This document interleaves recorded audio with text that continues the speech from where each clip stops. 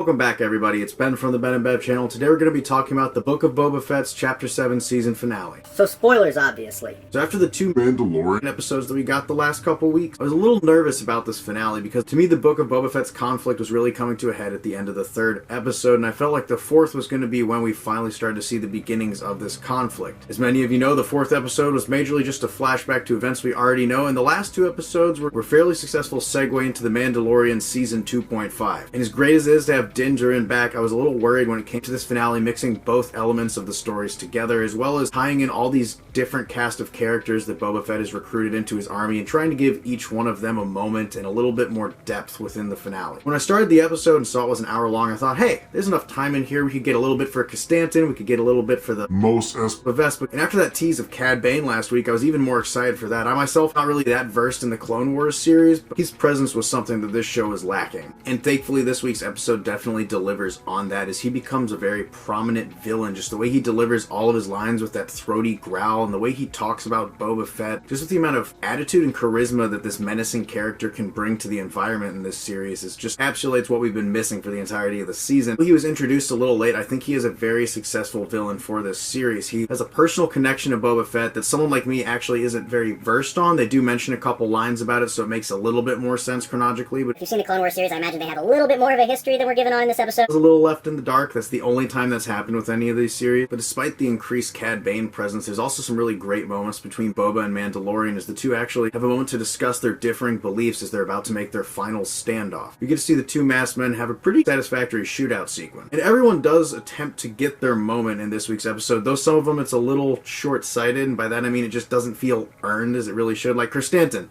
he's kind of been a non-character for me. As much as he's been a cool presence, the giant menacing Wookiee character, Goes totally berserk mode this week, by the way. they haven't really done a lot with him. I mean, clearly he doesn't like Trandoshans, but other than that, I haven't really gained that much from his character. And they really gave everyone a moment. The diplomat guy gets a moment, the Rancor gets a moment, even Helen gets a brief moment where she gets to assist in the fight. Everything comes together very nicely for as messy as this season has been. Overall, I think it's a pretty effective cap on the series, and I think Boba Fett actually comes into his own by the end of it, and weirdly enough, the thing he needed to learn how to do was to, kill again. The message of this whole series so far is that he's been growing as a person, becoming more of a benevolent man, and a leader of respect and dignity. When it comes to this final episode, he just needs to gun a few people down and take that power back, because everyone's just gonna stab you in the back anyways. Laurels, baby! I also love how Fennec Shand is always brought up to do all of the dirty work. She has some absolutely stunning scenes in this. It's a pretty slick set of assassinations near the last part of the episode that she carries out that is absolutely outstanding. The scene has a sense of growing dread throughout. It really adds to the suspense in the moment. For the most part, I'm really impressed with this finale. It has some really great character moments and closes out some arcs that previously I wasn't that emotionally attached to. Though there was a little bit of wooden delivery of some lines, particularly earlier in the episode from the Mos Espas, when there was a moment where they're clearly trying to gain more emotional ground with the people of Mos Espa. I didn't really feel that connection to them. In the building that was bombed out at the end of last week's episode, they're trying to make a stand there rather than in Boba Fett's palace. Rather than make the obvious Tony Stark point of saying, hey, how about we just take the fight to them so we don't have to blow up all of our own stuff? They just do it here, in the middle of town, because that's what the people need.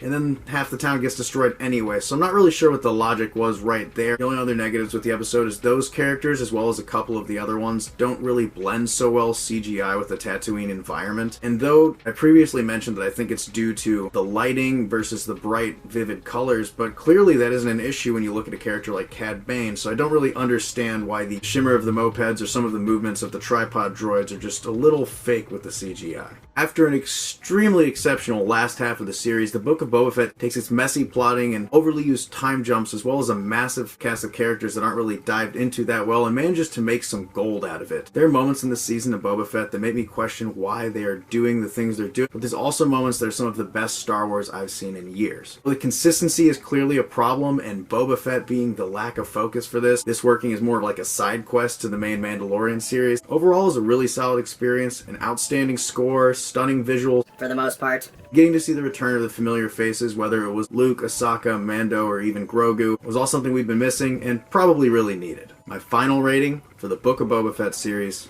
is an 8.3. Did it start out a mess? Yes. Did it make up for it? Yes. Am I slightly biased because I like Star Wars a lot? And were the memes phenomenal? Like a panther. What did you guys think of the Book of Boba Fett's finale? Let us know in the comments below and leave a like if you enjoyed the video. We'll see you next time. Ben and Bev, out.